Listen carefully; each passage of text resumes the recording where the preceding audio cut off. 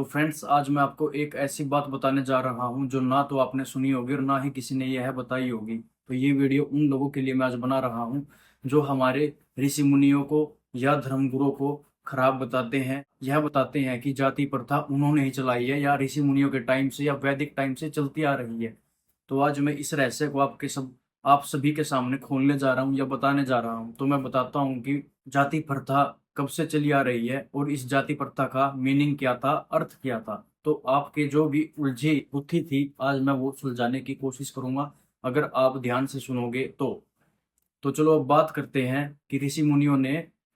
सबसे पहले मैं आपको बताता हूँ, तभी आपको आगे समझ में आएगा कि मैं क्या बताने जा रहा हूँ। धर्म, आत्मा को जानने के लिए जो कुछ भी किया जाता है वह धर्म कहलाता है। धर्म का मतलब होता है धारण करना। रय का मतलब होता है प्राण का तेज। मैं का मतलब होता है मकार, बिंदु या शिव आत्मा। मकार का मतलब मैं आपको आगे आने वाली वीडियो में और डिटेल में बताऊंगा कि बिंदु क्या होता है। पहले तो आप बस इतना समझ लिए कि शिव आत्मा। तो आपको एक चीज और बता देता हूं मैं कि जो हमारे ऋषि मुनि थे उन्होंने इतना तप किया था, इतनी तपस्या की थी कि उन्होंने यह पता लगा दिया था कि हमारे शरीर के अंदर कितने चक्र है और उन चक्रों में हमें क्या मिलता है आत्म प्राप्ति के बाद। तो आपको आज मैं यह बताने जा रहा हूँ कि जिस शिवलिंग की आप पूजा करते हो शिवालय में जाकर, वह शिवलिंग साक्षात आपके शरीर के अंदर है और शरीर के अंदर मूलाधार चक्र में विराजमान है। उज्जवल शिवलिंग आपके मूलाधार चक्र में, मूलाधार होता है हमारे शरीर के नीचे का सबसे चक्कर होता है मूलाधार।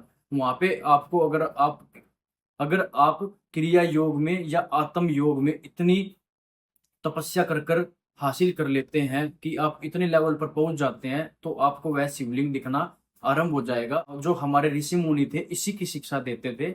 पहले तो आप क्या सोचते हो कि भक्ति जो हम करते हैं, पूजा पाठ या ये करते हैं कि भाई कीर्तन कर लिया या भगवान की पूजा कर ली, वही भक्ति होती है और भगवान से मिलने का यही एक रास्ता है। तो मैं आपको यह बताना चाहता हूँ कि कुछ मूर्खों द्वारा यह सब बिगड़ गया है। जैसे जैसे टाइम बढ़ता गया इसका मतलब वैसे वैसे बदलता चला गया। पहले तो जब हमारे ऋषि मुनि थे, जब हमारे जो भी धर्मगुरु थे, उनका मेन कारण होता था भक्ति का, अपनी आत्मा को परमात्मा से मिलाना। यही भक्ति कहलाती थी कि हाँ भाई, अपनी इतना तपस्या करके, इतना तप करके अपनी आत्मा से साक्षात करना, योग करना, आत्मा को परमात्मा से मिलाना, वह भक्ति कहलाती थी। उसी का रूप होता था भक्ति और उसी द्वारा हम अपने परमात्मा भगवान शिव को पा सकते हैं। लेकिन ऐसे ऐसे धर्मगुरु, मुझे तो नहीं पता कि ऐसे ऐसे आज भी ऋषि मुनि है या नहीं है। अगर हो तो प्लीज कमेंट कर कर जरूर मुझे भी बताना। तो अब मैं बताता हूँ इसकी साइंस क्या है। तो आपको एक बात और मैं बताता हूँ कि जिस टाइम वेस्टर्न कंट्रीज रहन सहन या खाना पीना ये सब सीख रही थी, उस टाइम तो हमारे ऋषि मुनि अपने देश में खुद की वैदिक ग्रंथों की रचना कर रहे थे। तो आप ये जान सकते हैं कि कितने महान हमारे देश में ऋषि मुनि हुए हैं या ऐसे ऐसे लोग हुए हैं कि जिनके द्वारा हमारा यह देश इतनी ऊपर उठा। तो बेसिकली यह सभी धर्मों के भाइयों और बहनों को मैं बताना चाह रहा हूँ कि धर्म का मतलब होता है कि आत्मा को परमात्मा से मिलाना या आपका जो भी भगवान है उसको जानना। इसमें कोई मैं ये नहीं बता रहा कि हिंदू धर्म में यह मतलब है, यह मतलब सभी धर्मों के लिए है। तो मैं बताना चाहता हूँ कि ऋषि मुनियों ने यह कितने भागों में बांटा। ये वीडियो फ्रेंड्स उसको भी सेंड करना, देखकर उन्हें भी बताना कि इनका मतलब क्या था। और जातिवादी हमारे यहाँ से नहीं आई थी भाई, बहुत उच्च लेवल के लोग थे वे, बहुत ही उच्चा सोचते थे। जितनी छोटी हमारी सोच है ना, और जितने छोटी सोच से सोचकर हमने उनको खराब बताया या ऐसी ऐसी बातें बोल दी कि ये वैदिक टाइम से ही ऐसे ऐसे चलता आ रहा है जाति प्रथा, ऐसा कुछ नहीं है। आप उठा के देखो अपनी ग्रंथ, उनमें सब कुछ लिखा हुआ है। तो मैं बताता हूँ कि सबसे पहले जो भी ब्रह्म का ज्ञानी होता था, ब्रह्म मतलब जैसे जो भी यह क्रिया को जानता था कि कैसे आत्मा को परमात्मा में विलीन किया जा सकता है, कैसे अपना ध्यान बिंदु पर लगाया जा सकता है जिसके द्वारा हम शिव रूप आत्मा को, हमारे परमेश्वर को जान सकते हैं, उसे ही भक्ति कहते थे। और इसी उसी क्रियाओं को जानने वाले को हम ब्राह्मण कहते थे, जो इस ब्रह्म ज्ञान को जानता था। तो अब बात करते हैं जो उस ब्राह्मण से शिक्षा लेते थे।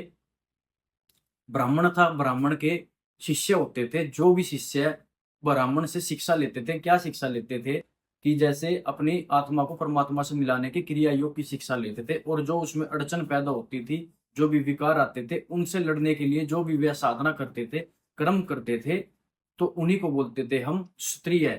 तो अब मैंने आपको एक दूसरी चीज बता दी है कि क्षत्रिय। तो अब आते हैं हम तीसरी चीज पर। जो भी मनुष्य अपनी मनोकामना के लिए या अपने स्वार्थ के लिए भगवान की पूजा करता था, या वह भक्ति करने की, भक्ति बता देना मैंने क्या होती है पीछे, कि जो भक्ति करने की चेष्टा करता था उनको बोलते थे वैश्य। जो कि मतलब मनोकामना के लिए उपासना करता था भगवान की, या इन सबको जानने के लिए उपासना करता था, उनको बोलते थे वैश्य। अब शूद्र का मैं बताता हूँ। शूद्र हमारे ऋषि मुनि उनको बोलते थे जो भी व्यक्ति पूजा पाठ नहीं करता था, बस अपने वैसे ही काम में लगा रहता था, उनको वह शूद्र बोलते थे। तो आज मैंने आपको यह बता दिया कि यह बेसिकली जाति प्रथा बिल्कुल उन्होंने नहीं दी है। उनकी सोच काफी ऊंची थी और बड़ी थी। तो इसके द्वारा मैं यह बताना चाह रहा हूँ कि भाई जो भी हमारे धर्म को या उन ऋषि मुनियों को यह बताते हैं कि जाति प्रथा उन्होंने चलाई है या सत्यानाश वे करके गए हैं, ऐसा बिल्कुल भी नहीं है। जो भी ऐसा सोचता है, आप जैसे छोटी आदमियों के लोगों ने ऐसा सोच सोचकर हम अपने धर्म को नीचा दिखाया है और बताया है, तो यह आपके लिए भी वीडियो है कि ऐसा मत बोला करे और ऐसा नहीं सोचा करे। पहले किताबें उठाओ, पुराण उठाओ, उनको पढ़ो, फिर अपनी आत्मा को शुद्ध करके फिर विचार कर कर बोला करो। तो बेसिकली आज मैंने आपको यह सब बता दिया है। तो फ्रेंड्स बेसिकली मेरा मतलब यही था कि वीडियो बनाने का। मूर्ख लोगों ने इनका मीनिंग चेंज कर दिया, जैसे जैसे टाइम आता चला गया ऐसे ऐसे ऐसे ऐसे इसका मीनिंग चेंज होता चला गया टाइम के हिसाब से। ऐसे ऐसे इन शब्दों का, इन जाति प्रथा बनाने वालों का ऐसे ऐसे इनका मतलब चेंज कर दिया और सभी जाति प्रथा में इनको डाल दिया कि क्षत्रिय का काम लड़ने का होगा, ब्राह्मण का काम पूजा पाठ करने का होगा। जो मैं आपको बता रहा हूँ, जो ये कर्म कांड हम करते हैं, पूजा पाठ करते हैं, ये बेसिकली पूजा पाठ हम नहीं करते हैं। अगर देखा जाए तो पूजा पाठ वेदों में, शास्त्रों में उनको बोला गया है, आत्मा का साक्षात कर कर परमात्मा को जानता है, बिंदु पर ध्यान लगाता है, तो उसको बोला गया कि भक्ति ये होती है। अब मैं दूसरी बात आपको ये बताना चाहता हूँ, जो भी जैसे हम काली माता की पूजा करते हैं, जो काली माता ने जीव निकाल रखी है, तो उसको खेचरी मुद्रा बोलते हैं। और जो रुंड माला होती है, ये मतलब जो हड्डियों की जो खोपड़ियां होती है, वो 10 मुंडों का मीनिंग होता है। मुंडियों का मतलब होता है कि 10 विद्याएं, क्रिया योग की 10 विद्याएं। तो ये एक चार्ट होता था बेसिकली, कि चार्ट बना दिया हमारे ऋषि मुनियों ने, कि ऐसे अपने शिष्यों के लिए समझाने के लिए, कि जैसे हम स्ट्रक्चर किसी चीज का खड़ा कर देते हैं, बना देते हैं, तो उन्होंने ऐसे इनका स्ट्रक्चर बनाया था। ऐसे ही शिवलिंग का बताया कि हमारे मूलाधार चक्कर में, मूलाधार होता है हमारा नीचे, नीचे होता है मूलाधार, वहां पर हमारे अंदर खुद का एक शिवलिंग होता है, अगर हम ध्यान लगाकर उसको देखते हैं तो ऐसे ही हमारे एक लाहाड़ी मासे हुए, जिन्होंने इतने बड़े हमारे गुरु हुए, जिन्होंने यह ज्ञान एक गृहस्थ जीवन के लिए भी उतारा। यह सभी के मन से यह शंका मिटा दी कि यह कोई ज्यादा मुश्किल काम नहीं है, और आदमी को बिना संन्यास के वह गृहस्थ जीवन में रहकर भी यह क्रिया योग सीख सकता है और यह सब कर सकता है। तो फ्रेंड्स ज्यादा से ज्यादा इस वीडियो को शेयर इतना कर दो कि सभी के पास, उन असामाजिक तत्वों के पास भी यह बात पहुंच जाए जो यह कहते हैं कि हिंदू धर्म में ये जाति प्रथा सबसे ज्यादा प्रचलन में थी और उन्होंने बनाया था। भाई बड़े ज्ञानी लोग थे जिन्होंने बनाया था। ये आते आते तो मूर्खों ने उस चीज का अलग मतलब निकाल दिया कि स्त्रियों का काम लड़ने का है, शूद्र का काम सफाई करने का है। ऐसा बिल्कुल नहीं है। हमारे जितने भी धर्म के या जितने भी कास्ट के भाई देख रहे हैं, इसको ज्यादा से ज्यादा समझे और फिर उन पर विचार करें। तो थैंक यू फॉर वॉचिंग।